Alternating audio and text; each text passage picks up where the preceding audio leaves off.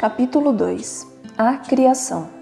Mediante a palavra do Senhor foram feitos os céus e os corpos celestes pelo sopro de sua boca, pois ele falou e tudo se fez. Ele ordenou e tudo surgiu. Quando a terra saiu das mãos de seu Criador, era extraordinariamente bonita. Por toda parte, o solo fértil produzia uma vegetação exuberante. Não existiam pântanos lamacentos nem desertos áridos. Arbustos graciosos e flores delicadas agradavam a vista de toda parte. O ar era puro e saudável. A paisagem era mais bonita do que os terrenos ornamentados do palácio mais luxuoso. Depois que a terra foi chamada à existência, repleta de todo tipo de vida animal e vegetal, o homem, a obra-prima do Criador, entrou em cena. Então disse Deus: façamos o homem à nossa imagem, conforme a nossa semelhança. Domine ele sobre toda a terra. Criou Deus o homem à sua imagem, a imagem de Deus os criou, homem e mulher os criou. De uma forma bem clara está estabelecida a ordem da raça humana. Deus nos criou à sua imagem. Não há razão para supor que evoluímos por meio de lentos graus de desenvolvimento a partir das formas inferiores de vida animal ou vegetal. A palavra inspirada descreve a origem da nossa raça não como estando relacionada ao desenvolvimento de uma linhagem de germes, moluscos e quadrúpedes, mas ao grande Criador. Embora tendo sido formado do pó, Adão era filho de Deus. Os seres criados de ordem inferior não podem compreender o conceito de Deus. No entanto, foram feitos com a capacidade de amar e servir ao homem. Tudo fizeste dominar sobre as obras das tuas mãos. Sob seus pés tudo puseste, e até os animais selvagens e as aves do céu. Somente Cristo é a expressão exata do Pai, mas Adão e Eva foram formados à semelhança de Deus. Sua natureza estava em harmonia com a vontade de Deus. Sua mente era capaz de compreender os propósitos divinos. Suas afeições eram puras, o apetite e as paixões estavam sob o domínio da razão. Eles eram santos e felizes por terem em si a imagem de Deus e obedecerem à sua vontade perfeitamente. Quando nossos primeiros pais saíram das mãos do Criador, a face deles irradiava a luz da vida e da alegria. Adão era mais alto do que os homens que vivem atualmente. Eva era um pouco menor em altura, porém suas formas eram nobres e cheias de beleza. Esse casal, sem pecado, não usava roupas artificiais. Eles estavam vestidos de uma cobertura de luz semelhante à que os anjos usam. O primeiro casamento. Depois da criação de Adão, o Senhor Deus declarou: não é bom que o homem esteja só. Farei para ele alguém que o auxilie e lhe corresponda.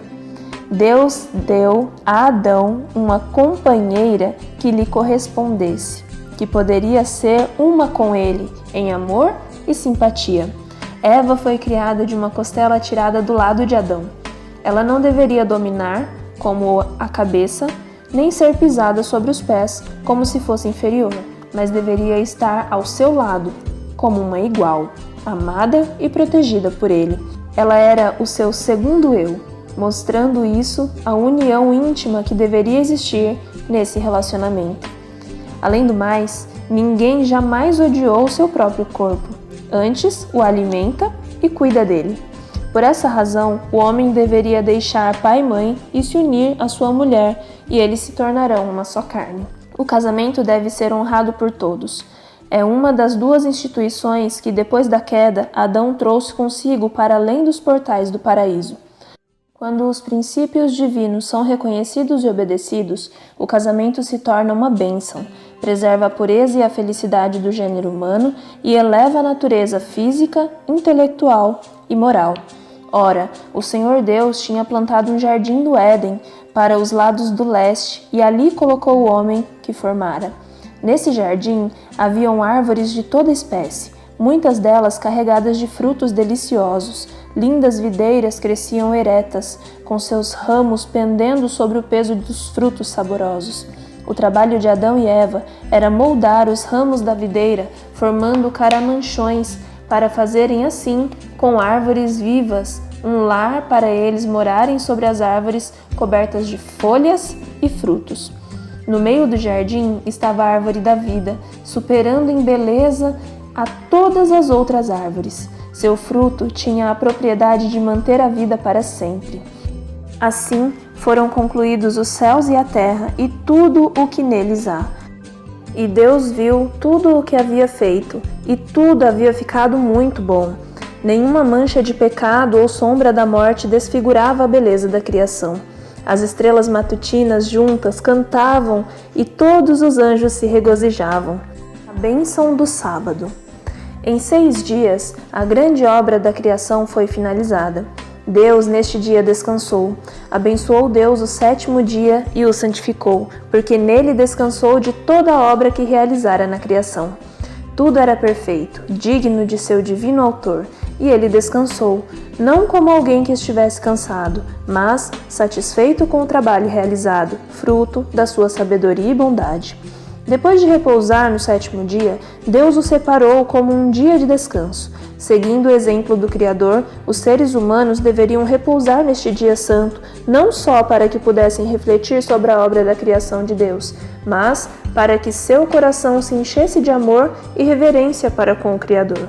O sábado foi dado para toda a família humana. Ao observá-lo, as pessoas demonstrariam, cheias de gratidão, seu reconhecimento a Deus como seu Criador e legítimo soberano, que elas eram obra das suas mãos e sujeitas à sua autoridade. Deus viu que o sábado era muito importante para os seres humanos, mesmo no paraíso. Deveriam deixar de lado os próprios interesses durante um dos 7 dias. Precisavam de um sábado que os fizesse se lembrar de Deus e despertasse neles a gratidão, pois tudo o que desfrutavam vinha das mãos do Criador. É plano de Deus que o sábado dirija a nossa mente para as obras que Ele criou. A beleza que reveste a terra é um testemunho do amor de Deus. As colinas eternas, as altas árvores, o botão que desabrocha e as delicadas flores, tudo nos fala de Deus. O sábado, que aponta para aquele que tudo fez, também nos convida a abrir o grande livro da natureza e encontrar nele a sabedoria, o poder e o amor do Criador. Nossos primeiros pais foram criados inocentes e santos, mas não estavam isentos da possibilidade de praticar o mal. Deus os fez seres morais livres. Eles podiam escolher obedecer ou desobedecer. Antes de estarem eternamente seguros, a sua lealdade devia ser provada. Logo, no início, quando o homem passou a existir, Deus colocou uma restrição ao desejo de satisfação própria, um sentimento fatal que constituiu a base da queda de Lúcifer. A árvore do conhecimento devia se tornar uma prova de obediência, fé e amor de nossos primeiros pais. Estavam proibidos de provar do fruto dessa árvore sob pena de morte. Precisavam ser expostos às tentações de Satanás, porém, se suportassem a prova, seriam colocados fora do seu poder para desfrutarem eternamente do favor de Deus. O belo jardim do Éden. Deus colocou os seres humanos sob a lei, súditos do governo divino. Ele poderia tê-los criado sem a faculdade de transgredir a lei. Poderia ter evitado que tocassem no fruto proibido, mas neste caso, Adão e Eva não passariam de meros robôs. Se ele não tivesse liberdade de escolha, sua obediência seria forçada. Isso seria contrário ao plano de Deus. Seria indigno dos seres humanos por ele criados e teria reafirmado a acusação feita por Satanás de que o governo de Deus não era justo. Deus fez os nossos primeiros pais pessoas corretas, sem nenhuma tendência para o mal. Apresentou a eles as mais fortes motivações possíveis para que se mantivessem fiéis. A obediência era a condição para a felicidade eterna e o acesso à árvore da vida. O lar de nossos primeiros pais deveria ser um modelo para outros lares, quando seus filhos saíssem para ocupar a terra. Hoje, as pessoas se orgulham dos edifícios magnificentes e casas riquíssimas que constroem, gloriando-se nas obras das próprias mãos, mas Deus colocou Adão em um jardim. Esta era a lição para todos os tempos. A verdadeira felicidade não é encontrada na satisfação do orgulho e do luxo, mas na comunhão com Deus por meio das obras que Ele criou. O orgulho e a ambição nunca serão satisfeitos, porém, as pessoas verdadeiramente sábias encontrarão prazer real nas fontes de alegria que Deus colocou ao alcance de todos. Ao casal no Éden foi confiado o jardim para cuidar dele e cultivá-lo. Deus designou o trabalho como uma bênção para ocupar a mente, fortalecer o corpo e desenvolver as suas habilidades. Por meio da atividade mental e física, Adão encontrava um dos maiores prazeres da sua santa existência.